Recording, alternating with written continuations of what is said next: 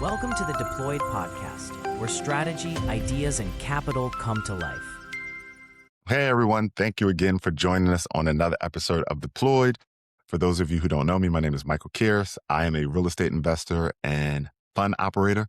Over the years, I've worked with a wide range of investors who have built very, very successful businesses, professionals, operators in various ways, many of whom eventually start to ask the same question. Is there a smarter way to deploy capital, especially retirement capital, outside of the stock market? On Deployed, I'm not here to pitch. I'm really here to understand how successful people think about capital, risk, and long-term decisions, and explore how tools like the self-directed IRA can fit into that thinking. All right. Today, I'm welcomed by Trent Mahler. He's a licensed clinical social worker, performance coach, and educator dedicated to helping people lead, think, and perform at their highest potential under pressure over the long term. I love that. How you doing today, Trent? Thanks for joining. I'm good. How are you? I'm always good. Thanks for asking. I love it. Yeah. So I'm excited to talk to you because I come from the social work world. I spent maybe my first 5 or 6 years out of college doing social work, case management, and helping people. So that world is always dear to me. Yeah, that's awesome. Yeah. How long have you been in the space? I've been in this space about 5.5, 6 years now. So not too long, but slowly found myself here. And as I found here, it's been home and it's been just a place to keep on building my roots and continuing to grow from. So it's been great. Nice. Now, what type of,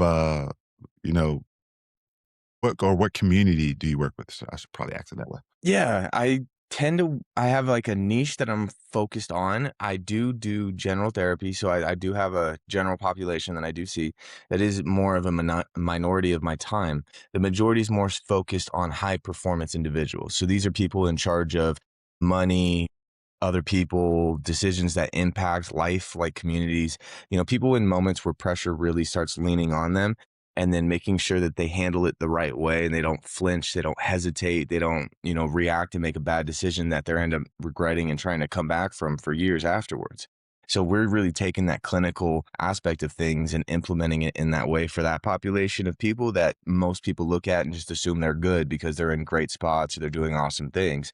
But that's not all it takes to get into a good spot mentally or even in our own life. And that's where we come in to really be at that intersection of performance and mental health to help really build people up and help them do some amazing things. I love that. Yeah. To your point, a lot of people assume, he's successful, or he's doing so great, but we're all human. We all have challenges, all, have doubts. We all have pressure, especially like performing at that level. So it's much needed. That's cool. This is a quick question. And I don't want to go on a tangent too often. Have you seen an influx of like ChatGPT or individuals leveraging that or using that, I don't want to say as a crutch, but in addition to you as a clinical therapist? In some ways, I've seen people use it. I've seen people, bounce questions off it, kind of reflect through it, which has been helpful for a lot of clients I work with. But I will say there is this like general distrust for this type of stuff. Like they don't want to lean on it too much. It's almost like seen as like a supportive thing because you can kind of tell like they don't really want to give in to what the AI bot, whatever it is saying of like, I'm not sure if this is something I should really lean my life on. So if it's like in tangent with what we're already doing, a lot of people will use it and it's supportive of like reflecting and help me figure out the pattern I'm in. But what it's like, just help me, I see a lot of hesitation from people because there's this like piece of like, we realize how good AI is, but we also realize the hallucinations and how it can lead us down paths and just try and continue to make us like it, that we can go off in the complete wrong way. So there is that bit of hesitation, which is good because it's a great tool, but we don't want to lean overly into something and have it just protect us forever and not assume any risks are there. So, I mean, like any financial decision, you can't just go in bullheaded and just like, I'll be fine and hope it all works out. We got to kind of take our time and make sure we're doing the right thing. Yep. And I love how you pointed out, going back to ChatGPT, like people realize that it's trying to get it to like you. It's plain English. I think that's the bias that people have to look through the lens. That's always something I always like to ask therapists. So I appreciate you. Of course. So before we get into investing, I want to know a little bit more about you. What was your path to success, or what was your path to where you are today? Tell us a little bit about it. It was kind of a funky path.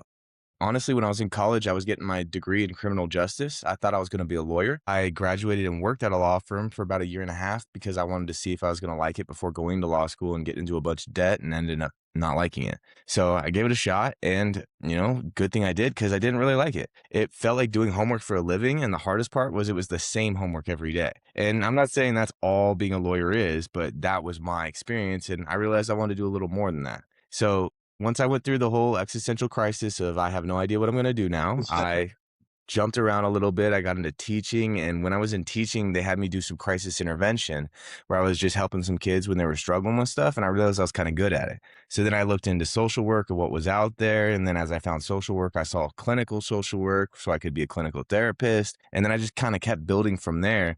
And then once I got to the point of being a therapist, I started to reflect on my past, because part of me coming to Reno where I'm at is I got a scholarship to play on the football team for the college at the University of Nevada. So I was a D1 athlete, and I saw that struggle of a lot of people making D1 sports that didn't really have anybody to lean on, because you're at this level, this is the goal, this is the dream, you should be doing great. So I had a lot of teammates struggling. Me, myself, I was struggling at times, but there really wasn't anybody out there to connect with besides just like a general normal therapist, and that just didn't speak to us.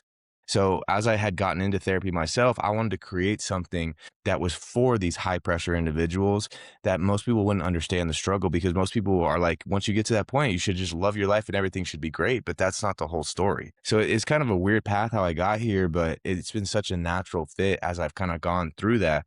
And I think that's great for anyone listening too, that if you're not sure what to do, sometimes the best thing is just try things out and see what connects. And once it does, like, your life is set until you're ready to switch it up and pivot. I love it. I love it, Trent. I love it. And that's so funny that you mentioned you being a D1 athlete. And real quick, what position did you play? I was wondering. I was a middle linebacker.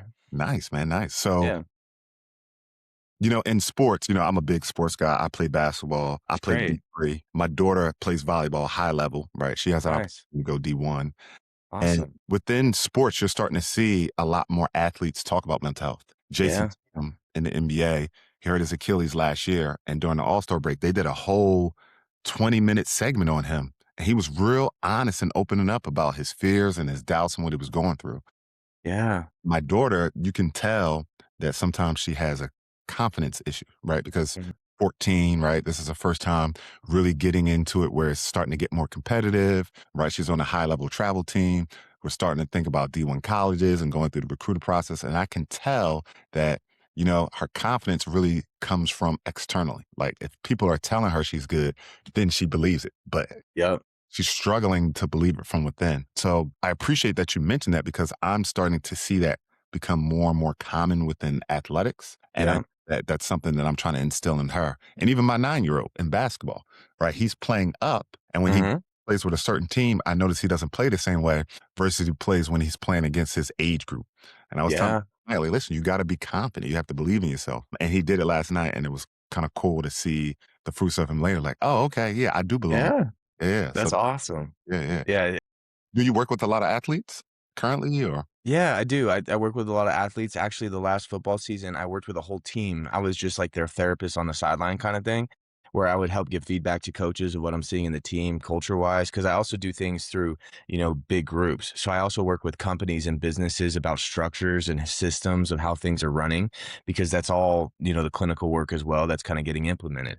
So I was working with the team to help them deal with a lot of this stuff. There's a lot of guys that dealt with self-confidence issues. There's a lot of guys dealing with just other things in life, or, having that spotlight on them and what does everyone else think, and all these kind of things. And, the team I worked with specifically struggled because they had a really tough season. They had some things go sideways very early on, and I think they ended up winning like 3 games. So it was a rough season. It was helping people go through that, helping the seniors with the heartbreak of this is not what we thought our senior season was going to look like, and everything in between. And like you're saying, so many athletes connect their worthiness of who they are and their self-worth as a human to what they do under the spotlight. Yeah, And it can be so tough because a lot of times people are questioning themselves before they even start. So you're yeah, kind of putting yourself behind that 8 ball. But when they can get themselves in that right mindset and they can do something kind of like your son, where you really see them take advantage of that moment and build themselves up, and they're like, oh, I can do this. Yeah. Those are those magic moments, and that's a lot of what we're building is how do we build up the structure so when you're ready to launch, you can launch, and then you see what you can do, and then all the confidence and everything follows. Right. It would be great if we could just build people up and they felt amazing about themselves, but that's not how it works. That comes after. That's one of those outcome things. So we got to focus on what we can put into it, and then we see the results and we realize what we got. That's So awesome.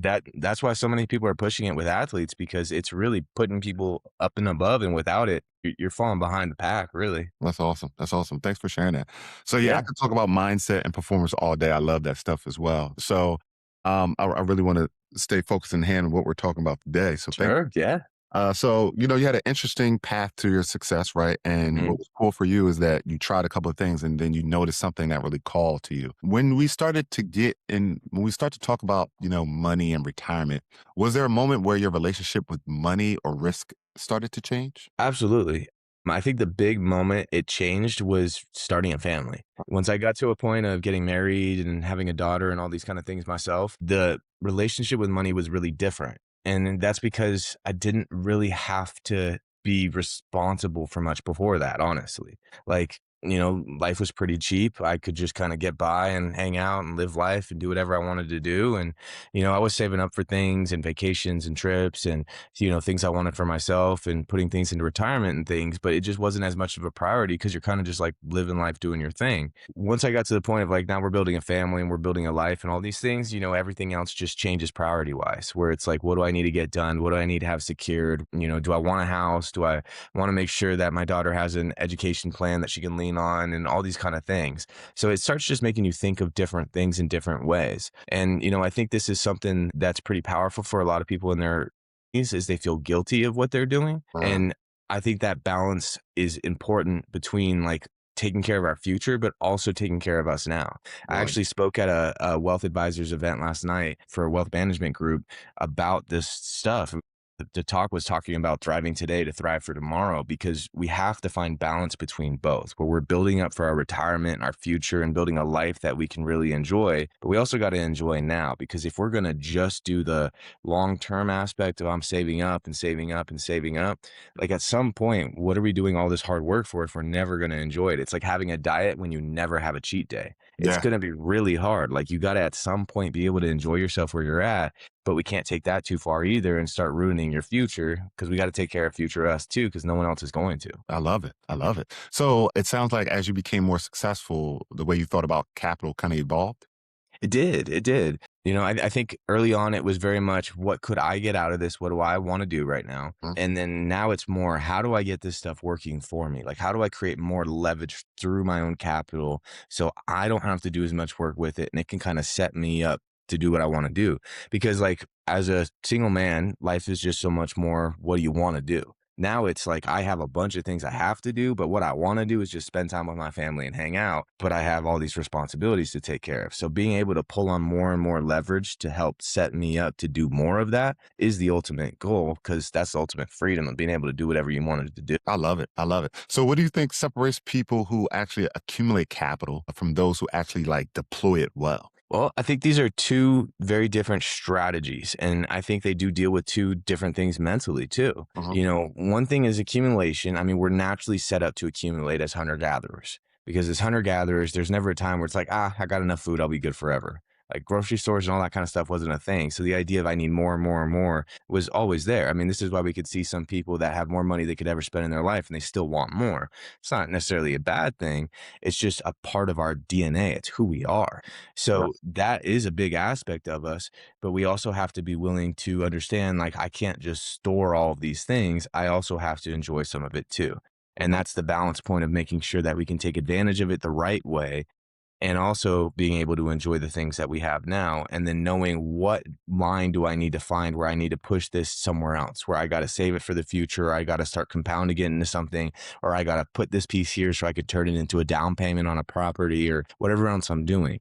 And that long game is so hard because we're so set up short term versus long term. Because again, going back to hunter gatherers, what's going to happen a year from now doesn't really matter. It's like, I don't even know if I'm alive then. Let's do what's happening right now. Uh-huh. So that short term versus long term piece, it pulls on all of us all the time. I mean, many of us out there have probably had times we wanted to do something, we just couldn't get ourselves to do it because what we wanted to do felt more comfortable than doing the hard thing. Yeah. And it's easy to fall into. Yeah. No, well said. Well said. And around risks, do you personally think about risks today differently than you did earlier in your career? Definitely. When I was investing earlier in my career, it was much more aggressive. It was much more like, if this doesn't work out, it's not a huge deal, but if it does work out, it's going to be awesome. Huh? So there was a little more volatility to it. And I think some of that was also, a lack of experience and getting more experience in it and understanding what happens when you do that, because at the same time, if you have one or two things that you invest in that's a little volatile and it goes well, it's a very addicting game to be like, let me find another one.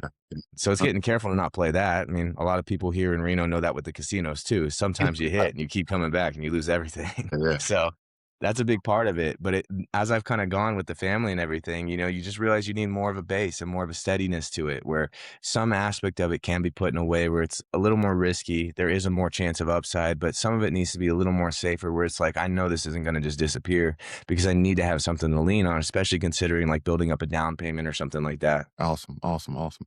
How about liquidity? Like having cash on hand, does that play a role or is that important to you as in predictability? It is in a way. It's not like the utmost most important thing. I like having a lot of things tied up in different things because, having things all liquid, it doesn't get a chance to build the same way.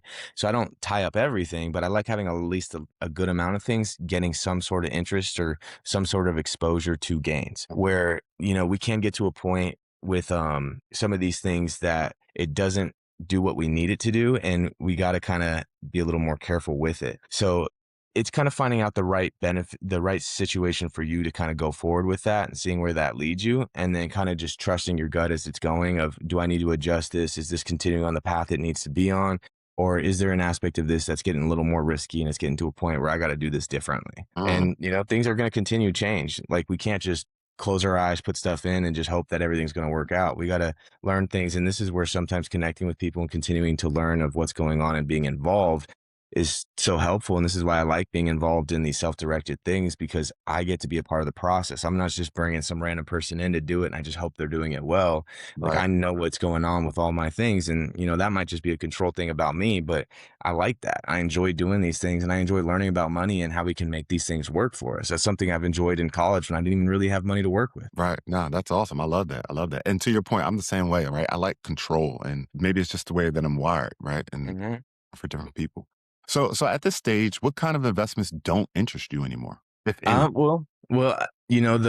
The random investment advice I'd get in college from friends, probably not as interesting, where it's like, hey, this really cool thing is going to blow up at some point. If I get like an actual sit down talk, I'm like, okay, you know what you're talking about. That's one thing. But a lot of times it's like, no, I just saw this thing on Twitter. And I'm like, okay, man, this is not a good advice. Like, what are you talking about? You just saw something. So I have gotten some of those over the years. And early on, especially with the social media stuff, the way people would talk about stuff, it made it seem like a for sure 100% thing of like, oh, this thing's gonna blow up, we have to do it. And then it's like nothing happened. Yeah. So like, I think I've kind of learned and experienced through that a lot of times the way people talk about stuff is not what they're saying as the headline, it's what's in the actual article. What's the content of what they're saying? Like, Exa- is there anything backing this up, or are they just talking about something that looks shiny? Yeah. Because the thing that looks shiny is cool, but that's usually not a great investment piece, because you see these little bubbles form because other people see it the same way, and then they realize there's not much there, and then they all pull out. So Yeah. then you get left holding the bag. Yeah. No. Yeah. Social media, when you talk about like Instagram and TikTok, and I love those, Facebook, I love those tools in moderation, but we call it clickbait, right? I come from that Hmm. space. Yep. You're getting really, really good at clickbait, and then now you can leverage things like AI. So yeah, it's funny to hear you say that. So how do you decide at this point whether something is worth your attention or is just noise? It's a tough one. Some of it goes back to honestly trusting my gut. It's a weird thing. We all have our guts that tell us things all the time, and it's right so many more times than we want to give it credit for. And this is part of my work as a clinical therapist too, is helping people connect with their gut, Wow. because this was the thing that kept us alive when we lived out in nature for hundreds of thousands of years. If Mhm. we did not have our intuition and our gut instinct, we would all be dead. We wouldn't be a species. Yes. So nowadays, we can live our life through logic. We have safety, we have grocery stores, we have houses, we have shelters, we have all these things. So life is a little different. But that aspect of things is still a big part of that. And we got to make sure to realize where we come from and who we are. and that it is easy to get caught up in that, but we have to trust that gut. And if you're going into something, you get a feeling like it's just wrong, it might be just anxiety. That's why it's always good to make sure we can check in and distinguish the two so we know what we're dealing with. But it might be just an actual feeling like this might not be a good move. And sometimes we just got to trust ourselves. And there's not really a whole lot of logic behind it. We may not even have something to point at, but sometimes we just trust ourselves and we look back later and we're like, okay, that was a really good call. I'm glad I did that. Yeah, yeah, yeah. And to your point, I love that you brought up gut instincts and intuition and instincts, because I think a lot of my success has leaned heavily on that. And oftentimes, people who may not understand what you're doing or may not be close to subjects that you're close to may not appreciate your decision or how you came to that conclusion, because you know who you are. You, to your point, it's like, I got a feeling about this. It's just the energy Mhm. about it. And oftentimes, sometimes one person may have a good instinct about something because it resonates with them, where the next person may not have the same, like, I don't know about that, because it doesn't resonate with you. Yeah. Everything is for everyone sometimes. And just Mhm. because maybe one person says, I don't think that'd be a good idea, it may not just be right for you. So I love how you share that. And it's hard, right? It's tough, right? Because we think about logic, we think about our friends. Is this my gut? Is this more me just having anxiety? And yeah, that was one of the things early on that I just learned to trust my instincts. And I think that that really helps a lot of go getters and entrepreneurs and people that are going out on their own. Absolutely. Comes down to that mindset, like you said too. Yeah, no, and I think you made a really awesome point about the financial side of thing, that there's no right way to do it. And I love that you bring that up because so many people look at finances as you got to do it like someone else. Yeah. Like if I just copy this, I'll be rich, I'll do awesome, things will be Right. great. But that's not what it is. Like you have to find the thing that works for you. Like Yes. a financial strategy does not have to be something everyone else does. And Exactly. we talk about that with jobs where it's like, yeah, that's not for me, and that's fine. And that's easy. We can all accept that. But to Yes. say that financially, so many people, I'm sure right now are like cringing a little bit. Like, no way that's how it is. Cause they're trying to like copy people that are successful. Right. But just because someone's successful doesn't mean that strategy is going to work for you. So Yeah. I really love that you brought that up because that is a point that causes almost paralysis for people because they put themselves in these boxes they're trying to be instead of letting them find the fit for them. And Yes. that's what's most important with our money. Well, oh, I love that. I love that. I love that. Switching towards the self-directed IRA, how did you first learn about that? Actually, through one of my accountants. I had my own business, so I have an accountant I was working with.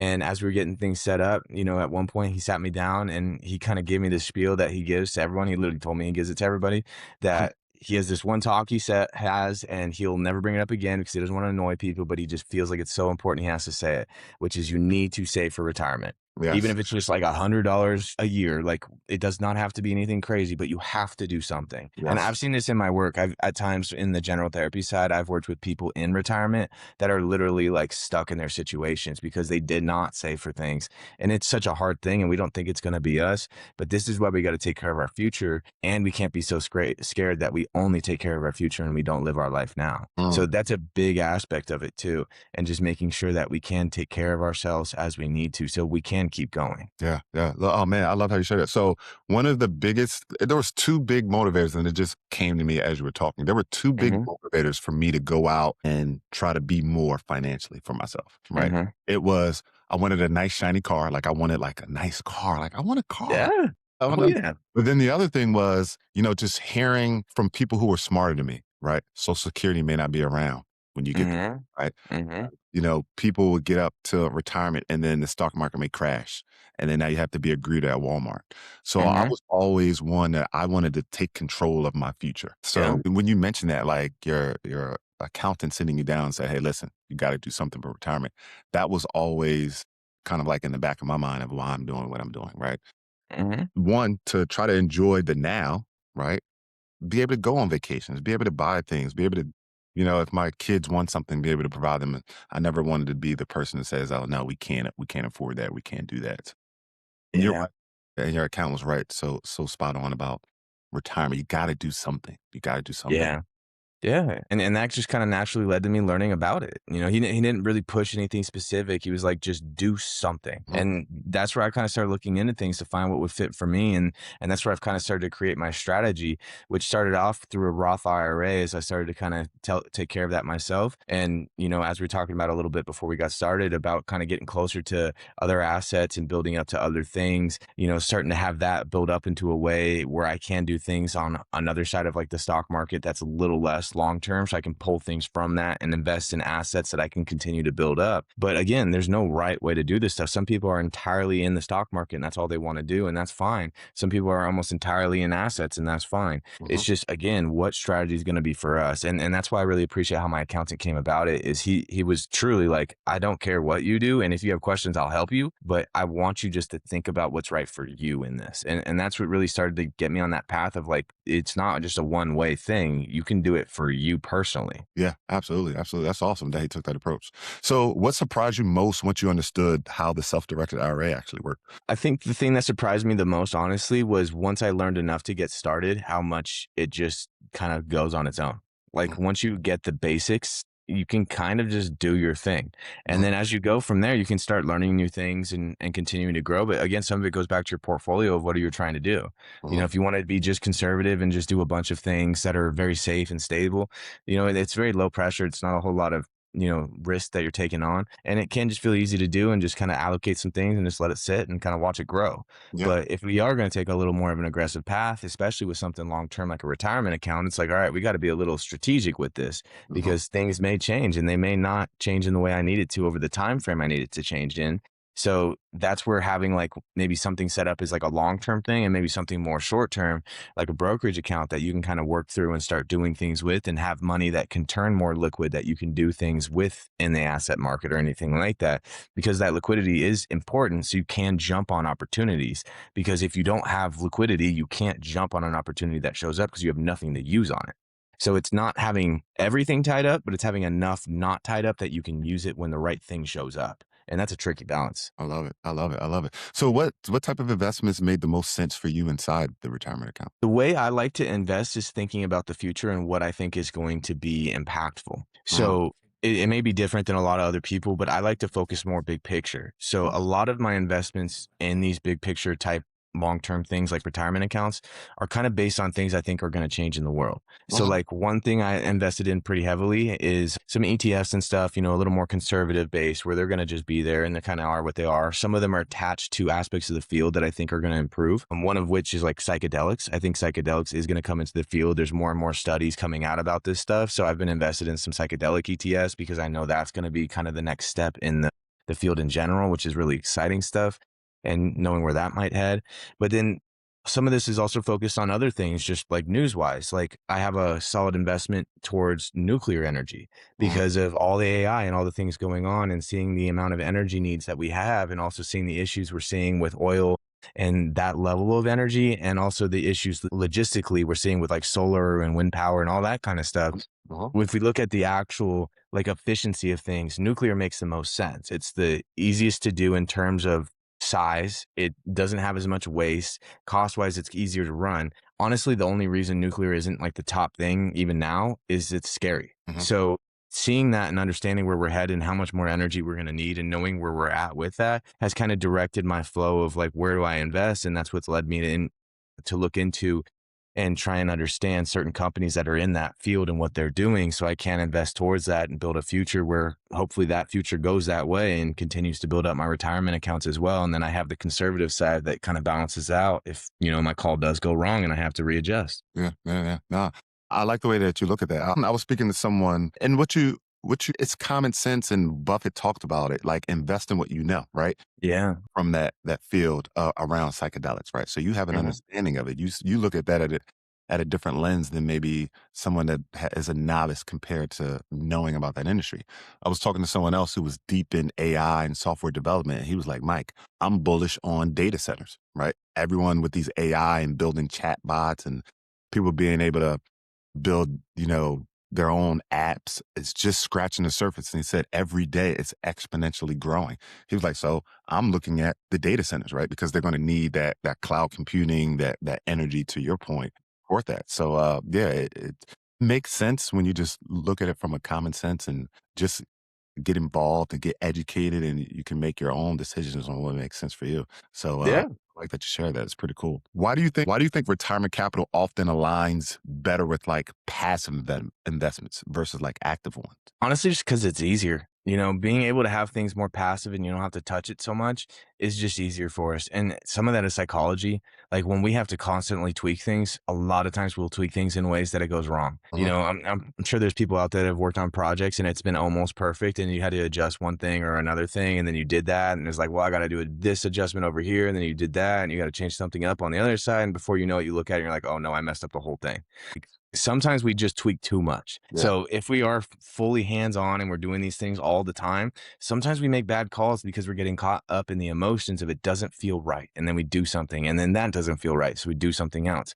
So when it's more passive and it's just kind of sitting there doing its thing and you don't have to interact with it as much, it kind of saves us from ourselves where we're not getting in our own way and tripping ourselves up and, making the wrong call when the pressure's on or the markets start freaking us out. And I feel like that's where the biggest regrets come from financially is people start reacting emotionally to what's going on and then they do something about it. And then they look back on it once the emotion dissipates and they're like, why did I do that? That was a ridiculous idea. Yeah, And yeah, then they're trying to come back from it. yeah, yeah. Now, great point. It's just like getting, uh, getting in your own way. Uh, Yeah. it's like stop watching it. Like don't watch it every 5 minutes. Let it. So Hmm. someone said a great analogy. I just thought about this. Right. It's like around goal setting, or when you're trying to manifest something. Right. You put that energy out there, and then you're like, I don't have it yet, or it didn't work yet. Yep. And like, hey, when you plant a flower or apple tree or orange tree, right, and you water it, you don't dig it up to see if it's growing, right? You Yeah. give it you give it time to transmute and cultivate. And Hmm. you just made me think about that analogy.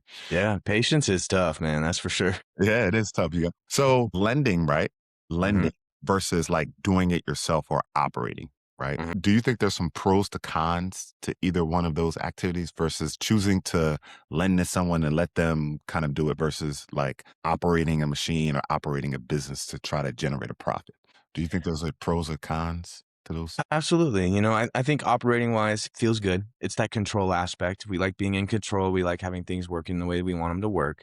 Mhm. But, I really think the power is delegation and being able to put things out there and have things run on its own or trust people with things and all of that and in general. So often we trade our time for money where I have an hour, so I get paid for an hour and everything in between. But really the way to scale is how much impact can I make during this time? And Mhm. that's what people don't think about because we get taught in this hourly wage kind of way of how much are you making? I make this much an hour. And that's how all the jobs are talked about. That's how salaries are put up, all this kind of stuff. But really what you want to do is compound your time by Mhm. making more impact.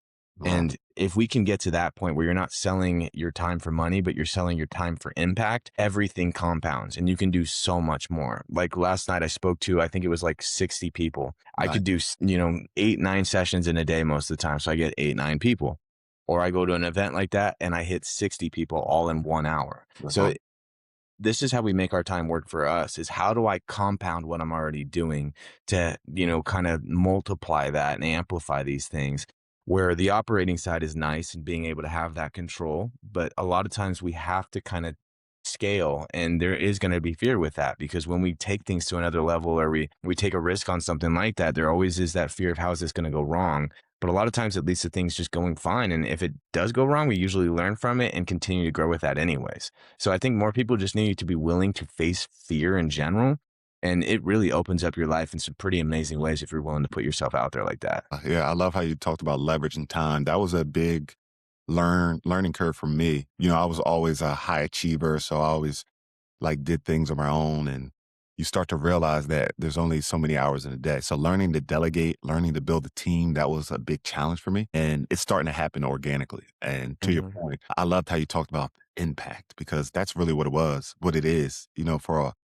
I always use the word value, right? But Hmm. impact, the more people that you can impact and the more levers that you can pull and leverage that you can create exponentially, it just blows everything out the water. So this is great talk, man. What does a good passive investment look like for you today? For me today, I think it more in my passive investments or more in the stock market currently. I'm trying to build things up in my own portfolio to get more into the real estate market and then to get into farmland investing as well. I Right. feel like these two areas are really great areas to get into next. I think there's a lot there to really explore and understand and really set ourselves up with. And, a lot about that aspect of things too. And it's kind of your expertise. But these are just things I've wanted to do. And they've been on my mind for literally like probably 15 years. It's just getting to the capital level of doing it that way and, doing some life events first, getting married, having a baby, all these kind of things, and just kind of finding out the priority of which order I want to go in. But now that we're kind of finding the stability in our own family and my career, it's like, okay, let's build up for these bigger things we've been wanting now because now it's time. Now we're ready for this. And, I think that's the thing with life in general. There's no, right thing to do every single time. It's just right now in my time of life, right now, what is best for me? Maybe it is a short-term thing. Maybe it is just getting more comfortable in the stock market. Maybe it is getting out of the stock market and more into other assets, more tangible things. Maybe it's getting into, holding actual gold and silver. I was talking to someone last night who had literally bought a bunch of not gold, silver bars that he had just because he had this idea that he thought the metals were going to go up because we're out here in Nevada where we have a lot of mining and stuff. So that is something that's pretty close to people. Mhm. And it's gone up almost 100% for him. Like it's been a crazy investment that's gone very well. And you never really know where these things are going to take us. So sometimes it's, again, trusting that gut and hearing the little bit of news that you hear and seeing what's going on in the world and being like, it's going to go this way. I don't know how it's going to go this way, but it's going to go this way. And sometimes you're right. And sometimes you're wrong. We got to learn from it and adjust. A lot of times the emotions get in the way and we Mhm. got to be careful of getting too emotional about certain things because sometimes we want to buy in just because we want to buy in and it's not actually a great idea. Yeah, yeah. I love how you think and how you approach things strategically. When you talk about farmland and residential, what kind of leads you to, or what interests you about residential and that as a passive vehicle? I just like how the market has been and the stability of the market over decades and just kind of what this has looked like. And at the end of the day, we all need shelter and we're just going to continue to build these things up. So, I mean, it's just an important part. It gives us some safety. It's something that you can use, renting out properties, selling properties to other people.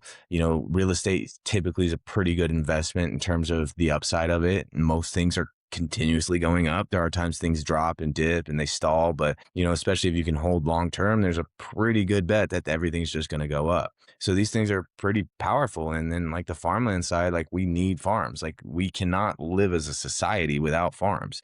So I mean, that's also a cool way to think about investment too, is like what things do we need? Like what things are non-negotiable because those things can't just disappear. And that can be a safe bet sometimes. It's just figuring out where in the market or where in that field is the best place to put all that money. Yeah, yeah. When you talk about farm, it's crazy. I didn't, I never really thought about it, and maybe most people don't, especially if you don't grow up close to that cultural world, how important farming is. And I can remember Mhm. watching the show where the Shark Tank, Yeah, yeah. and they had a guy who was a farmer, and he created Mhm, like a cool thing where he was able to like weather protect his crops, and it was mhm, cool. It was very basic. It was just something innovative that he created, and the way that Shark Tank kind of presented it was brilliant because it got real emotional, and all of the tanks really loved his idea, and he was just like a real, just like simple guy. You could tell he mhm, wasn't in it for the money or wasn't looking to be rich. He just came up with this normal idea to really help his crops last through specific types of harsh temperatures and weather. And the sharks just, they said, farming is the cornerstone of this country. Without you guys, we wouldn't be able to do a lot of things. And people don't really realize that. yeah. And the shark just gave him like all of this money. The guy started crying. It was just amazing. So to your It's point, awesome. ever since I seen that episode, I've had a different perspective about farming and Mhm, an appreciation of how important it is for our country. You're right. We take advantage. We what's the word I'm looking for? We don't appreciate or really take the time to value it because we could just go to a grocery store and get our produce. mhm.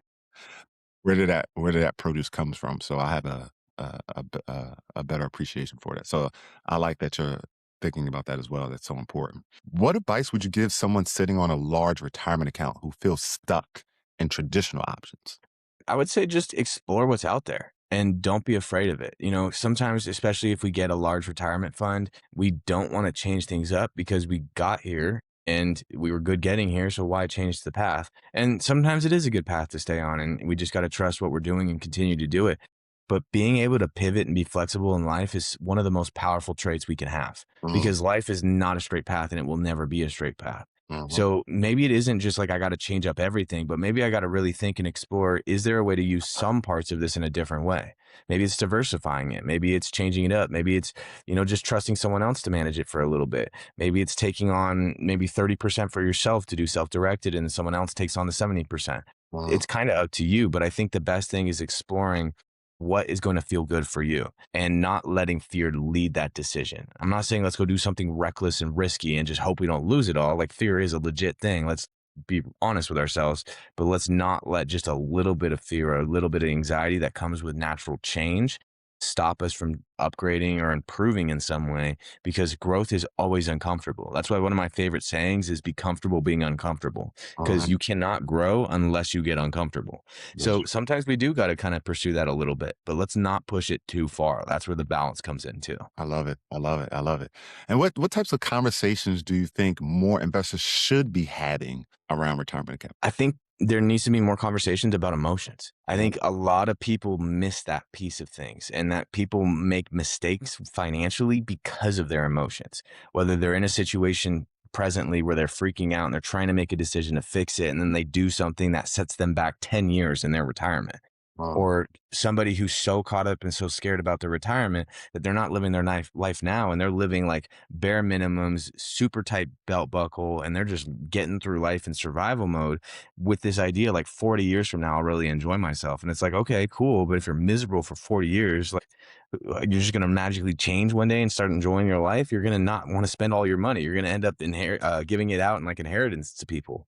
Right. So it's figuring out the emotional side of things, whether it's markets changing and it starts freaking us out, or we see a property investment start dropping in value, or something goes wrong and we got to figure it out. And just how do we manage these emotions without it hijacking our decisions and putting us in a spot that makes things worse?